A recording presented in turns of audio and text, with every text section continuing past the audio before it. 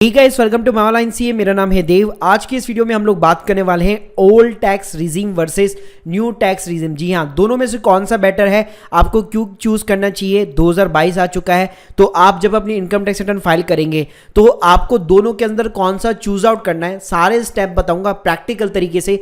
पूरा video and तक जरूर देखिएगा। गाइस, वीडियो को शुरू करने से पहले बताना चाहूंगा, अगर आप 1-to-1 मेरे से कंसल्टेंसी लेना चाहते हैं तो सिंपली आपको लिंक जो है डिस्क्रिप्शन बॉक्स में मिल जाएगी। इसके साथ ही आप हमारी सर्विस अवेल करके अपनी इनकम टैक्स रिटर्न भी जो है एक एक्सपर्ट के थ्रू यहां पे फाइल करवा सकते हैं, वो भी बहुत ही कम कॉस्ट के ऊपर। तो देखिए गाइस, अगर हम लोग बात करें कि ओल्ड टैक्स रिजीम और न्यू टैक्स रिजीम, तो आप देख सकते हैं मेरी स्क्रीन के सामने। अगर मैं ओल्ड टैक्स रिजीम की बात करूं तो उसके अंदर निल रहता था, फिर 5% की स्लैब रेट रहती थी, फिर 20 रहता था, फिर 30 रहता था। लेकिन न्यू रिजीम के अंदर वो निल हो चुका, 5% हो चुका, फिर 10, 15, 20। तो अब अगर आप वैसे देखेंगे तो आपको लगेगा कि हाँ सही है यार, न्यू टैक्स रिजीम एकदम बेटर है, उसके अंदर टैक्स जो रेट है वो भी काफी लो लग रही है और मेरा टैक्स भी यहाँ पे काफी कम जाएगा। लेकिन गाइस ऐसा होता नहीं है। इवन अगर आप करंट फाइनेंशियल ईयर में देखेंगे, जैसे हमारा जो भी फाइनेंशियल ईयर गया है 20 और 21, तो उन्होंने जितने भी लोगों ने भी इनकम टैक्स रिटर्न फाइल की है, तो उसमें से आप कह सकते हैं पूरे ऑल इंडिया के अंदर केवल 10% टैक्स पेयर ऐसे थे जिन्होंने यहाँ पे न्यू टैक्स रिजीम जो है यहाँ पे अडॉप्ट किया है। तो मैं आपको प्रैक्टिकल तरीके से सारे रीजन भी बताऊंगा कि दोनों के अंदर क्या प्रोज है क्या कॉन्स। तो देखिए गाइस, आपको ये तो पता चल गया कि ओल्ड टैक्स रिजीम और न्यू टैक्स रिजीम के अंदर रेट्स का यहाँ पे डिफरेंस है, लेकिन उसके साथ में एक और बड़ा डिफरेंस ये है कि अगर आप मान लीजिए न्यू टैक्स रिजीम के साथ में जाना चाहते हैं तो आपको ये कुछ डिडक्शन जो है यहाँ पे नहीं मिलेगी। जैसे कि सैलरी के अंदर स्टैंडर्ड डिडक्शन मिलती है आपको 50,000 रुपए की, वो आपको नहीं मिलेगी। आपको एलटीए नहीं मिलेगा, एचआरए नहीं मिलेगा, आपको एटीसी की डिडक्शन नहीं मिलेगी। आप होम लोन ले रहे हैं, उसके ऊपर प्रिंसिपल हो गया, उसका जो इंटरेस्ट हो गया, उसका आपको रिबेट नहीं मिलेगा। प्रोफेशनल टैक्स आप पे करते हो, उसका आपको रिबेट नहीं मिलेगा। इसके अलावा आपको ट्रांसपोर्ट अलाउंस या कोई भी स्पेशल अलाउंस मिलता है, उसका आपको रिबेट नहीं मिलेगा। आपकी सारी इन्वेस्टमेंट हो गई, लाइफ इंश्योरेंस हो गया, हेल्थ इंश्योरेंस हो गया, ये कोई भी चीज का आपको रिबेट यहां पे नहीं मिलने वाला है अगर आप एक न्यू टैक्स रिजीम के साथ में जाते हैं। सो गाइस, बात करते हैं कि दोनों में से कौन सा बेटर है, आपके लिए आपको कैसे चूज आउट करना है। तो देखिए, इसके सिंपल से 2 स्टेप है। पहले स्टेप में आपको भी मैं प्रैक्टिकल करके दिखाऊंगा। सबसे पहले आपको क्या करना है, आपको अपने टैक्सेस यहां पे कैलकुलेट करने पड़ेंगे दोनों चीजों के साथ में।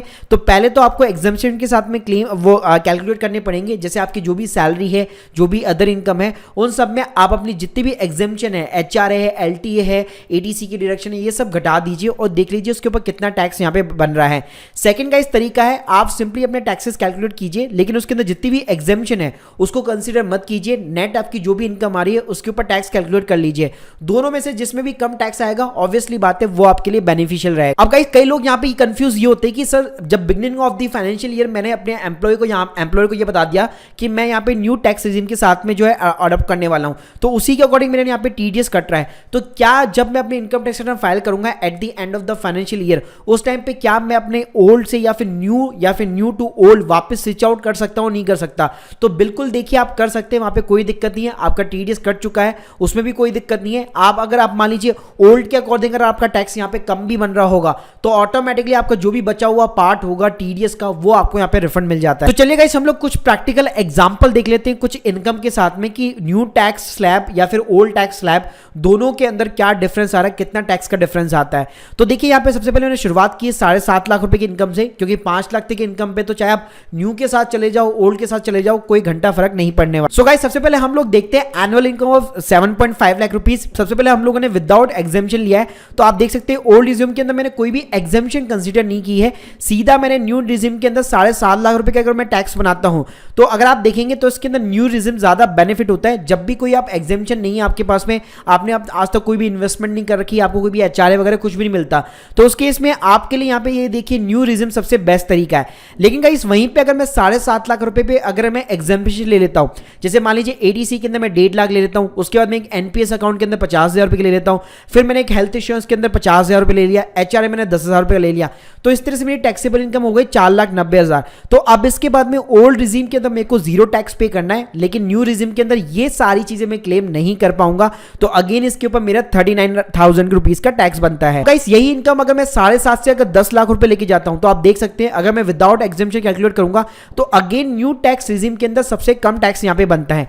लेकिन अगर मैं वापस एग्जेम्पशन के साथ में कैलकुलेट करता हूं कि मान लीजिए एडीसी मैंने पूरा ले लिया 1.5 लाख रुपए, एनपीएस ले लिया 50,000 रुपए, एटीडी हेल्थ इंश्योरेंस इसको इंक्रीज कर दिया, मैक्सिमम लिमिट 75,000 रुपए ले लिए, तो जाके मेरी टैक्सेबल इनकम जो है 7,25,000 हो जाती है।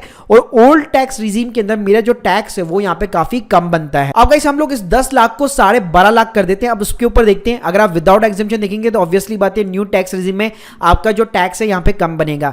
लेकिन अगर मैं विद एग्जेम्पशन की बात करूं तो अगेन आप देखेंगे ओल्ड के अंदर वापस जैसे आप एग्जेम्पशन लेंगे सारी की सारी मैक्सिमम एग्जेम्पशन, तो आपका टैक्स यहाँ पे कम बनता है। तो गाइस आप लोग देख रहे हैं कि अगर मैं एग्जेम्पशन के साथ में जा रहा हूं तो मेरा टैक्स कम बन रहा है, विदाउट एग्जेम्पशन के साथ में मैं जा रहा हूं तो न्यू टैक्स रिजिम के अंदर मेरा टैक्स कम बन रहा है। अब गाइस यही चीज अगर मैं मैक्सिमम 15 लाख रुपए की सैलरी या फिर इनकम के ऊपर मैं चीज यही लेता हूं तो आप देख सकते हैं न्यू टैक्स के अंदर आपको ऑब्वियसली कम टैक्स बनेगा। लेकिन अगर मैं यहीं पे एग्जेम्पशन भी लेता हूं स्टिल आप देख सकते हैं एटीसी के अंदर मैं 1.5 लाख ले लेता हूं जो पॉसिबल होती है, एनपीएस के अंदर 50 ले लेता हूं, हेल्थ इंश्योरेंस में 75 का ले लेता हूं, तो उसके बाद भी मेरा 12-25 आता है। और 12-25 के ऊपर अगर मैं टैक्स कैलकुलेट करूंगा तो जो न्यू टैक्स रिजिम के अंदर जो टैक्स कैलकुलेट होता मतलब विदाउट एग्जेम्पशन और विद एग्जेम्पशन दोनों के अंदर ही यहाँ पे टैक्स सेम आ रहा है। तो गाइस ऐसी कभी सिचुएशन आ जाती है जहां पे आपको डिसाइड करना पड़ जाता है कि मुझे ओल्ड के साथ में जाना है या न्यू के साथ में जाना है, क्योंकि इन एग्जेम्पशन में अगर आप हल्का सा भी चेंज करेंगे, मतलब अभी तो मैंने यहाँ पे राइट नाउ मैक्सिमम लिमिट ले चुका हूं, लेकिन अगर मान लीजिए आपका यहाँ पे होम लोन होता है या और कोई चीज होती है उसके अंदर एडिशनल अगर आपको डिडक्शन मिल जाती है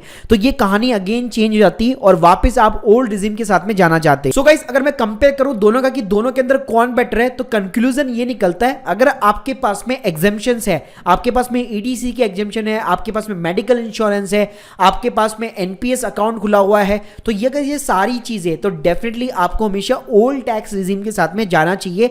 वरना अगर आपके पास में ऐसा कुछ भी नहीं है तो डेफिनेटली आप लोग यहां पे न्यू टैक्स रिजिम जो है चूज कर सकते हैं।